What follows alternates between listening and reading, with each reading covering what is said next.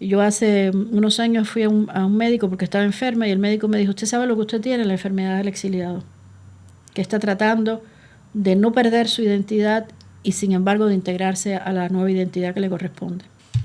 Hoy, en las entrevistas de Periodista Digital, tenemos el placer de contar con la presencia de Zoe Valdés, escritora cubana que ha escrito poemas, cuentos, más de 21 novelas, entre las que se encuentra Te di la vida entera, finalista del Premio Planeta en 1996.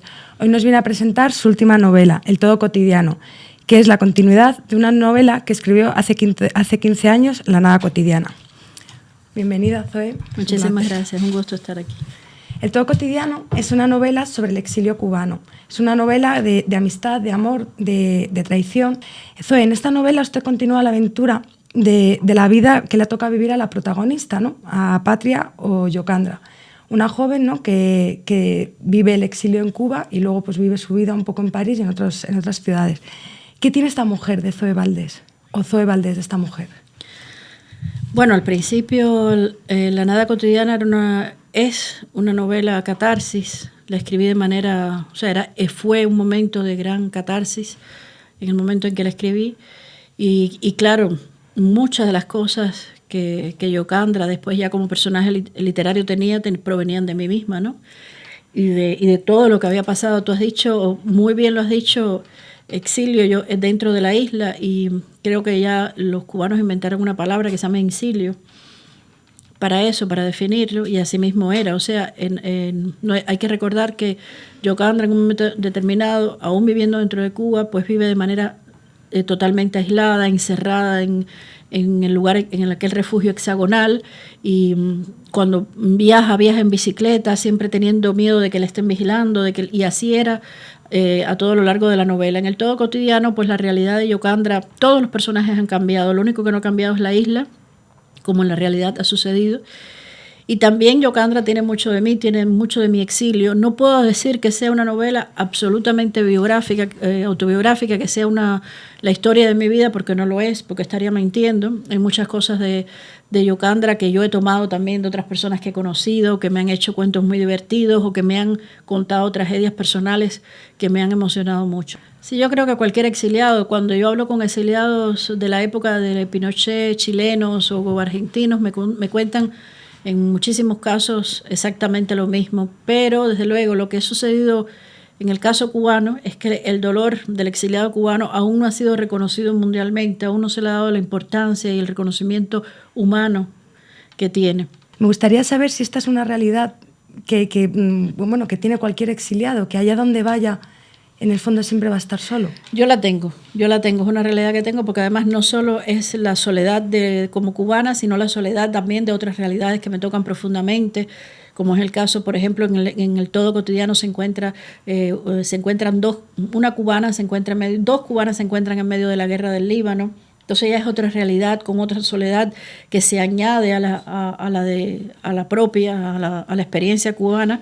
Y además cuando estás luchando por integrarte, que es algo muy importante, la integración sin perder tu identidad, adquirir otra identidad, adquirir otras culturas, vivir en otras culturas, desenvolverte en ellas, pues es un esfuerzo doble. Mucha gente enferma, mucha gente muere. Te voy a contar una anécdota que es muy importante en mi vida. Cuando yo tenía 10 años, yo vivía en una casa muy vieja, en La Habana Vieja, que se estaba cayendo. Y nos pusieron un albergue y nos dijeron que no podíamos volver a la casa porque con un poco de lluvia que hubiera, un poco de viento, se iba a caer, la casa se iba a desplomar. Pero en el albergue nos daban arenque todo el tiempo, en la mañana, en el almuerzo y en la comida, y estábamos hartos ya de comer lo que nos daban en el albergue. Además había también mucha cochambre en el albergue. Y mi abuela ese día me dijo, vamos a regresar escondidas al solar y te voy a hacer un huevo frito. Y cuando estábamos comiendo el huevo frito, empezó a caer un polvito del techo y ella tuvo la rapidez de agarrarme por la mano, salir corriendo. Bajamos corriendo la escalera, que por suerte no era tan grande, y cuando salimos se cayó la casa. Pero mi abuela, un tiempo después, en esas películas que ponían en cine del hogar, nosotros no teníamos televisión, pero íbamos a casa de una amiga de ella a ver la televisión, pusieron esa película de Buster Keaton que todo el mundo ha visto, que él está, la fachada se cae y él queda, no se da cuenta ni se entera porque él pasa a través de la ventana. Pues mi abuela me dijo, mira, eso es lo que nos ha pasado a nosotros. Y yo creo que a partir de ahí, pues yo empecé ya a escribir sin darme cuenta, con mi imaginación. A partir de ahí yo dije, yo quiero ser también como este personaje. A partir de ahí me salvé. Es inevitable. Queríamos hablar un poco de la situación política actual que está viviendo Cuba, con todo el tema de los exiliados liberados. Sí, mira, yo salí de Cuba y perdí mi país para no callarme. Yo soy escritora y mi primer deber como escritora, y para mí misma y conmigo misma y con mi hija, es decir lo que pienso. Yo sé que hay cosas que duelen, hay cosas que hieren, pero también hay cosas que a mí me duelen y me hieren. Cuando yo critiqué a Fariñas, porque eso lo tengo que te agradezco mucho que me des la oportunidad de aclararlo, lo hice porque Orlando Zapata Tamayo murió un 23 de febrero y un 24 de febrero, una fecha crucial en Cuba, Guillermo Fariñas se declaró en huelga de hambre. Yo creí en ese momento, y lo dije, que no era el momento de declararse en una huelga de hambre, porque había un hombre que había acabado de morir. Todos sabemos, los que vivimos fuera de Cuba, cómo funciona la prensa. O sea, la prensa se iba a volcar con el caso de Orlando Zapata Tamayo. Había quizás que esperar un poco más. Quizás yo esté equivocada cuando hago estas críticas, pero yo estoy en mi derecho de hacerlas. Claro. Yo estoy en mi derecho de decir, teníamos que haber seguido con el emblema de un hombre que murió, que dio su vida dentro de una cárcel, en una huelga de hambre, y que fue asesinado. La huelga de Fariñas fue en un hospital en Cuba, asistida por el gobierno cubano, alimentado por el gobierno cubano, lo que daba una imagen. Es una huelga que le costó probablemente al Estado cubano, en ese sentido, mucho más que una operación a corazón abierto de un niño que tenga un problema cardíaco. Entonces, si dentro de Cuba los disidentes no acaban de darse cuenta de esas cosas, pues bueno, desgraciadamente ese es el problema de ellos, pero ellos tienen que acostumbrarse a que en el exilio vivimos en democracia y tenemos todo el derecho de decir lo que pensamos. En cuanto al gobierno español y lo que ha hecho con los excarcelados políticos, pues yo lo he dicho en millones de ocasiones, lo he escrito en mi blog. Yo creo que es vergonzoso, yo creo que están ayudando más bien al castrismo, que lo que han hecho siempre es apoyar y ponerse del lado del castrismo, que lo que están tratando es que se rompa la posición de la Unión Europea, como ya Moratinos ha dicho directamente, de una manera totalmente además empecinada y brutal. Y estos hombres han salido sin mucha información de las cárceles, los llevaron a los aeropuertos, por suerte les han dado la posibilidad de sacar a la familia. Han firmado documentos que no les han explicado bien de qué se trataba.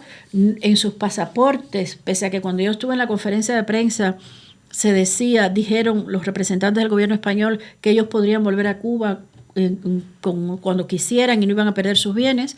En sus pasaportes, incluidos los de los niños, dice salida definitiva. O sea que fueron engañados, sí, fueron engañados. Que tal vez le prometieron cosas que no han cumplido, seguramente, porque yo he hablado con muchos de ellos y me han dicho, esto no fue lo que nos dijeron que iba a pasar, a nosotros no nos dijeron que iba a ser así.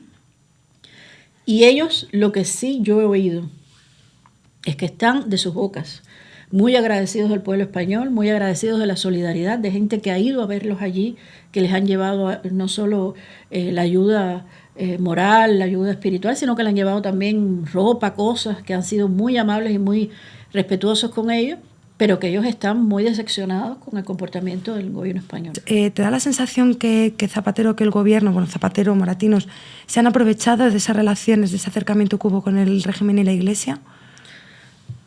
Yo creo que ahí hubo una componenda. La Iglesia no actuó sola. La Iglesia en Cuba no actúa sola, no puede actuar sola, nunca lo ha hecho. La Iglesia no tiene ningún tipo de libertad para moverse dentro de Cuba. Eso fue un pedido del gobierno, del gobierno español, en comunicación con la dictadura castrista, con el régimen. Todo eso fue un acuerdo y acordaron poner a la Iglesia por el medio, porque la Iglesia desde luego significa muchas cosas para ambos países, ¿no? Sin embargo, estaban excarcelando gente, pero estaban también metiendo en la cárcel presa a la gente al mismo tiempo. Y eso provoca mucha desinformación, hay mucha mentira en todo eso, hay mucho engaño de parte del gobierno español, y claro que nos duele, porque si nos vamos a preguntar con quién tenemos más, con quién tenemos más comunicación por la parte de ascendencia, de hermanos, de padres, de hijos, pues es con España, ¿no? Sí. Entonces, desde luego que este gobierno haya tenido, y sobre todo este señor, el señor Moratinos, haya tenido este comportamiento, pues yo creo que es muy vergonzoso, primero para él mismo, para el gobierno y para España, porque es el ministro que lo representa a ustedes.